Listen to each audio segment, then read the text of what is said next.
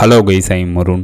ஜெர்மனியில் உள்ள ரிசர்ச்சர்ஸ் ஹவாயில் உள்ள வால்கனோவில் ரிசர்ச் பண்ணும்போது அந்த வால்கனோவில் ஒரு வால்கானிக் ராக்கை கண்டுபிடிக்கிறாங்க. கண்டுபிடிக்கப்பட்ட அந்த வால்கானிக் ராக்கை அவங்க அனலைஸ் பண்ணுறாங்க. அதன் மூலம் அந்த வால்கானிக் ராக்கில் விலை மதிப்பற்ற மெட்டல் கலந்திருக்கு அப்படின்னு தெரிவிக்கிறாங்க. அது மட்டும் இல்லாமல் அந்த கலந்திருக்கிற விலை மதிப்பற்ற மெட்டல் பூமியோட மைய பகுதியிலிருந்து வந்திருக்கு அப்படின்ட்டு தெரிவிக்கிறாங்க. இதன் மூலம் பூமியோட மைய பகுதியிலிருந்து ஹெவி எலிமெண்டான தங்கம் மற்றும் பிளாட்டினம் அதர் எலிமெண்ட்ஸ் லீக் ஆகுது அப்படின்ட்டு ரிசர்ச்சர்ஸ் தெரிவிக்கிறாங்க. இப்போ வாங்க டீட்டெயில்டா பார்ப்போம். ஜெர்மனியில் உள்ள கோட்டிங்கன் யூனிவர்சிட்டியில் உள்ள ரிசர்ச்சர்ஸ் ஹவாய் ஐலாண்டில் உள்ள கிலுவோயா எனப்படும் வால்கனோல ரிசர்ச் பண்ணும்போது அந்த வால்கனோல வால்கானிக் ராக்ஸை கலெக்ட் பண்றாங்க. கலெக்ட் பண்ணப்பட்ட அந்த வால்கானிக் ராக்ஸை அவங்க அனலைஸ் பண்ணும்போது அந்த வால்கானிக் ராக்ஸ்ல ருத்தேனியம் எனப்படும் விலை மதிப்பற்ற மெட்டல் கலந்திருக்கு அப்படின்ட்டு கண்டுபிடிக்கிறாங்க. இந்த ருத்தேனியம் மெட்டல் பிளாட்டினம் குரூப்பை சேர்ந்தது.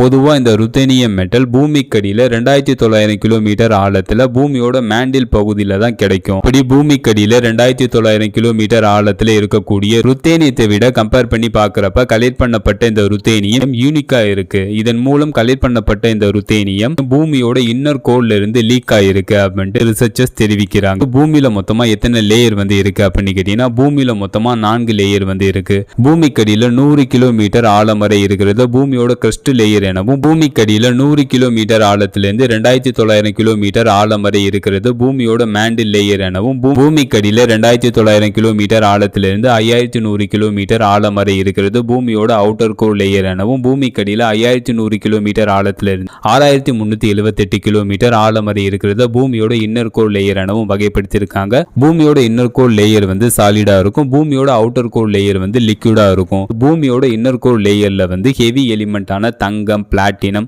ருத்தேனியம் போன்ற அதர் எலிமெண்ட்ஸ் இருக்கும். இப்படி பூமியோட இன்னர் கோர்ல இருக்கக்கூடிய ஹெவி எலிமெண்ட்ஸ் எப்படி லீக் ஆகுது அப்படின்னு கேட்டீங்கன்னா பூமியோட இன்னர் கோர்ல இருக்கக்கூடிய ஹெவி எலிமெண்ட்ஸ் ஆன தங்கம், பிளாட்டினம், ருத்தேனியம் மற்றும் அதர் எலிமெண்ட்ஸ் பூமியோட இன்னர் கோர்ல இருக்கக்கூடிய பாறைகளுக்கு அடியில் லீக் ஆகுது. அப்படி லீக் ஆன அந்த ஹெவி எலிமெண்ட்ஸ் வால்கானிக் ராக்ஸ் உடன் மிக்ஸ் ஆகுது.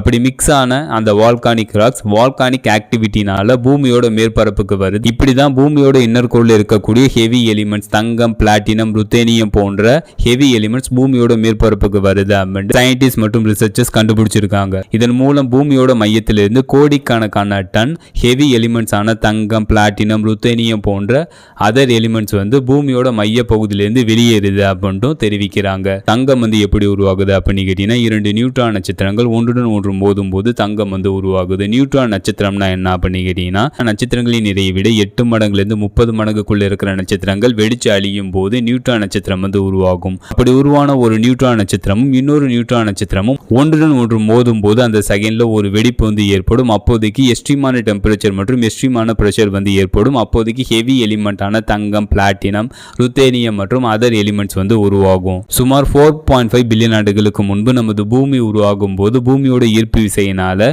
தங்கம், பிளாட்டினம், ருத்தேனியம் போன்ற அதர் எலிமெண்ட்ஸ் பூமியோட மைய பகுதிக்கு சென்றுருச்சு.